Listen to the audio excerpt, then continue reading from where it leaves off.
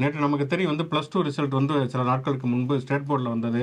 சிபிஎஸ்சியுடைய +2 result நேற்று வந்தது. 10th result வந்தது அப்படிங்கிறத பார்க்குறோம். அதில் என்னன்னா +2 தேர்வுகளில் வந்து செஞ்சி பெண்கள் அரசு மேல்நிலைப் பள்ளியைச் சேர்ந்த பெண்கள் அவங்க வந்து என்னன்னா 167 பேரில் வந்து கெமிஸ்ட்ரி பாடத்தில் வேதியியல் பாடத்தில் வந்து 100க்கு 100 மார்க் எடுத்திருக்கிறாங்க.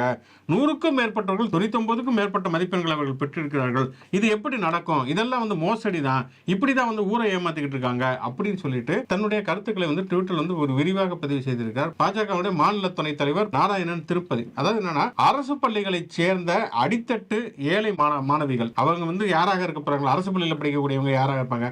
நான் அரசு பள்ளியில் தான் படித்து வந்திருக்கேன். ஒரே ஒரு பார்ப்பனர் கூட நான் பார்த்ததே கிடையாது. பெரும்பாலும் அரசு பள்ளிகள் படிக்கக்கூடியவர்கள் பிற்படுத்தப்பட்ட பட்டியலின பழங்குடியினத்தைச் சேர்ந்தவர்களாகத்தான் இருப்பார்கள்.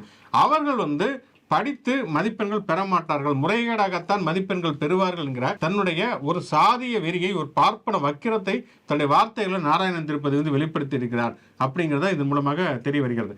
அரசு பள்ளிகளில் படிக்கக்கூடிய அடித்தட்டு வர்க்கத்தைச் சேர்ந்த அடித்தட்டு சாதியைச் சேர்ந்த மாணவிகள் அவங்க வந்து 100க்கு 100 எடுக்கவே மாட்டாங்கிற மனோபாவம்லாம் எவ்வளவு கேவலமான வக்கிரமான மனோபாவமாக இருந்ததுன்னா நாராயணன் திருப்பதி இதை வந்து பேசுவார் அப்படிங்கிறத நம்ம யோசிச்சு பார்க்குறோம். கலவரம் செய்வதற்கு முஸ்லீம்களுக்கு எதிராக வந்து வன்மத்தை கக்குவதற்கு மட்டும் பிற்படுத்தப்பட்ட பட்டியலின பழங்குடியின எல்லாத்தையும் கூப்பிட்டு இந்துக்களே வாருங்கள், திருப்பரங்குன்றம் மலைக்கு போவோம், சிக்கந்தர் தர்கா இருக்குது அதை காலி பண்ணுவோம் அப்படின்னு கூப்பிட வேண்டியது நம்முடைய குழந்தைகள் வந்து படித்து முன்னேறினார் என்று சொன்னால் இவாளெல்லாம் எப்படி படிப்பா, இவாளுக்கெல்லாம் படிப்பே வராதே அப்படிங்கிற அளவுக்கான ஒரு வக்கிரத்தை வெளிப்படுத்துவதுங்கிறது எவ்வளோ மோசமான ஒரு விஷயம். இப்போ பிஜேபி ஆளக்கூடிய உத்தரப்பிரதேசம், குஜராத், பீகார் பிஜேபி கூட்டணி இருக்கக்கூடிய மாநிலங்களை போய் பார்த்தீங்கன்னா எவ்வளவு முறைகேடுகள் நீட் தேர்வில் நடந்தது அப்படிங்கிறத நம்ம பார்க்கிறோம். அங்கே வந்து பெற்றோர்களை போய் பெற்றுக் கொடுக்கறதுல இருந்து ஆரம்பித்து எக்கச்சக்கமான முறைகள் நடக்கிறது. அதை பற்றி வாய் திறக்கவே காணோம்.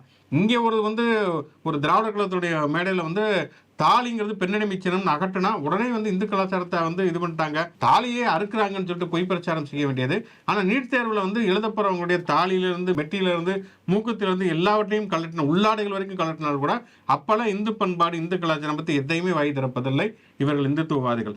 அப்படி இருக்கக்கூடிய சூழலில் இந்த நாராயணன் திருப்பதியினுடைய இந்த வக்கிரம் நிறைந்த வார்த்தைகள்ங்கிறது மிகுந்த வந்து கண்டிக்கத்தக்க ஒன்று. கண்டிப்பாக தமிழர்கள் இந்த மாதிரியான சமூக நீதி சிந்தனைகளை வந்து அக்கறை உள்ள எல்லாருமே கண்டிக்க வேண்டிய வார்த்தைகள் இந்த நாராயணன் திருப்பதியுடைய சாதியை கொழுப்படுத்த இத்தகைய ஒரு வக்கிரமான வார்த்தைகள்.